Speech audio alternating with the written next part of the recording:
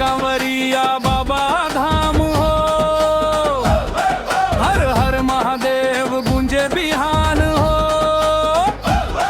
गंगा जल लेके चल मुस्कात भोला बाबा करी हैं सबके काज।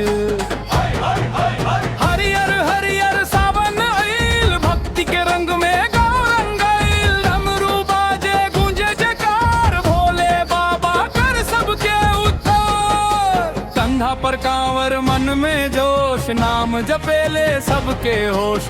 पग पग पर जय भोलेनाथ दिल में बसल वहाँ के साथ। बोल बम हर हर बम देवघर चली हम तुम संग संग। बोल बम हर हर बम भोले के नामे लागे उमंग। भोलेनाथ के चरण में शीश झुकाई सुख समृद्धि के आशीष पाई। भोलेनाथ के चरण में शीश झुकाई सुख समृद्धि के आशीष पाई।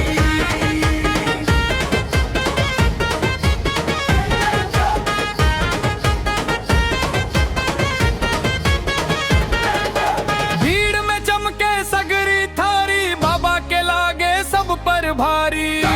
बोले जय शिव शंकर दुख के अंधेरा हुई पग में कमर। मुस्कान लेके चले गाँव बा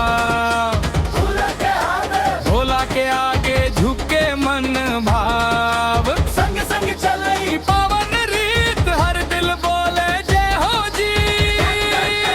पानी में पावन सांस में नाम सावन सजल जग हो गई धाम। जैसे ही पुकारे सगरी टोली भोले के कृपा भर से भोली। बोल बम हर हर बम देवघर चली हम तुम संग संग। बोल बम हर हर बम भोले के नामे लागे उमंग। भोलेनाथ के चरण में शीश झुकाई सुख समृद्धि के आशीष पाई। भोलेनाथ के चरण में शीश झुकाई सुख समृद्धि के आशीष पाई।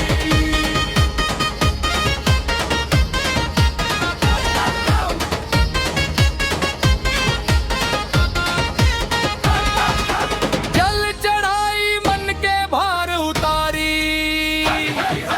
भोला बाबा सुन ली पुकार हमारी।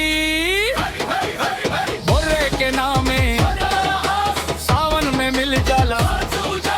बोल बम हर हर बम देवघर चली हम तुम संग संग। बोल बम